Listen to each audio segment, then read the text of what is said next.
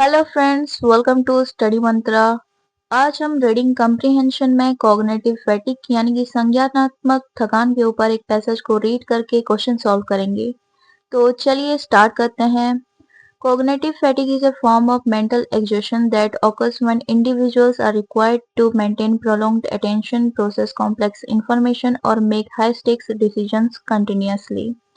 In high responsibility work environments such as railway control rooms, air traffic management centers, and emergency response units, cognitive fatigue poses significant performance and safety risk.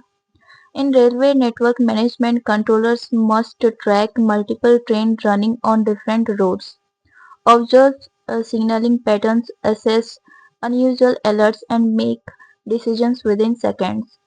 This constant mental engagement activates the brain's executive functions, which can become overloaded when tasks exceed an individual's processing capacity. Cognitive fatigue doesn't always manifest visually, instead, it softly reduces working memory efficiency, situational awareness, and the ability to detect anomalies. Modern digital systems attempt to reduce fatigue by automating repetitive tasks. However, automation introduces a new phenomenon known as automation bias, where operators tend to trust automated outputs more than their own judgment. When automation fails to produce inaccurate suggestions, a fatigued controller may accept errors without adequate cross-verification.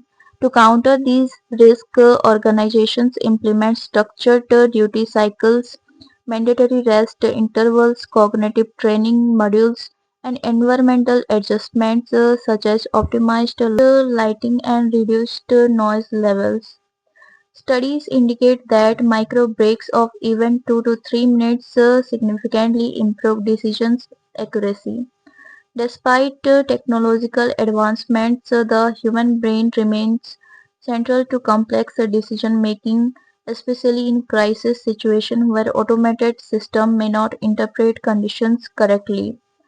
Ultimately, understanding cognitive fatigue is crucial for developing safer and more resilient work systems.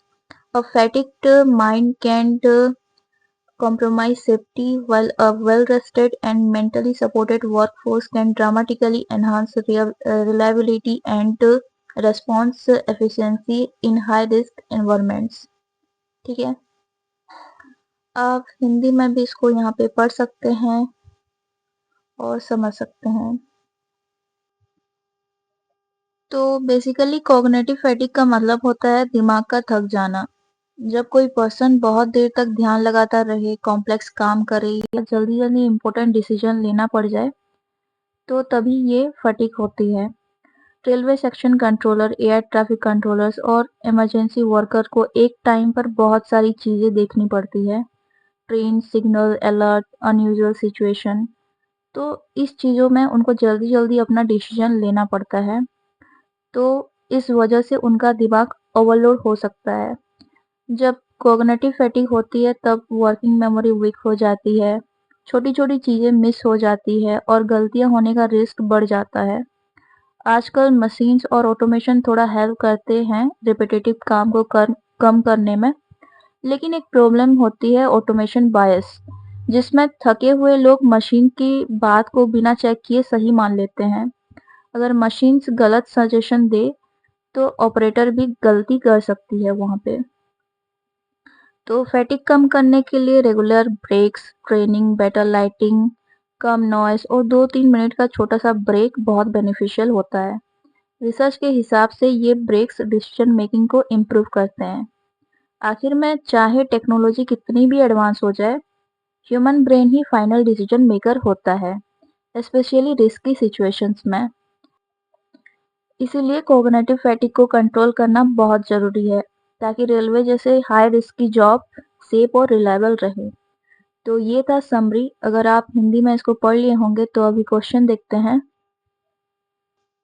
पहला question, what is a major reason cognitive fatigue is dangerous in high responsibility environments? जिम्मेदारी वाले कार्यस्थलों में संज्ञानात्मक थकान खतरनाक क्यों होती है? Option A, it increases system speed. Option B, it reduces situational awareness. Option C, it improves memory. And option D, it eliminates manual work. तो इस चारों ऑप्शन में से कौन सा सही है, आइए पैसेज में एक बार देख लेते हैं। Cognitive fatigue doesn't always manifest visually. Instead, it softly reduces working memory efficiency, situational awareness, and the ability to detect anomalies. ठीक है, तो ये जो वर्ड है anomalies, इसका सिंगुलर वर्ड होता है anomaly, जिसका मीनिंग होता है अनियमितता। तो इसीलिए सिचुएशनल अवेयरनेस हमारा सही ऑप्शन है, तो बी ऑप्शन करेक्ट है। यह स्थिति जागरूकता कम कर देती है। दूसरा question, what is automation bias? Automation bias क्या होता है? Option A, distrust of technology. Option B, blind reliance on automated outputs. Option C, faster decision making. And option D, ignoring automation completely. तो सही जवाब है option B, blind reliance on automated outputs. Machine के सुझाव पर आंखें मूंद कर भरोसा करना। आप पैसेज में भी यहाँ पे देख सकते हैं, automation bias where operator tend to trust automated outputs more than their own judgment।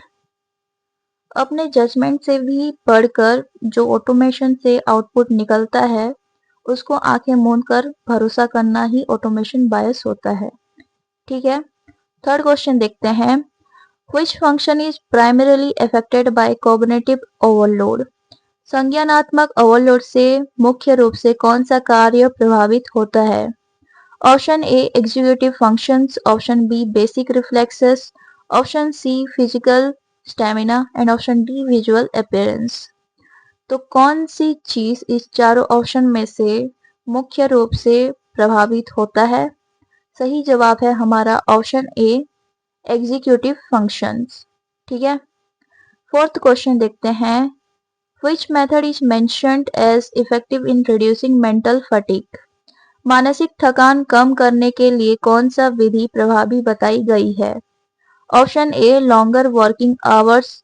Option B, micro breaks of 2 to 3 minutes.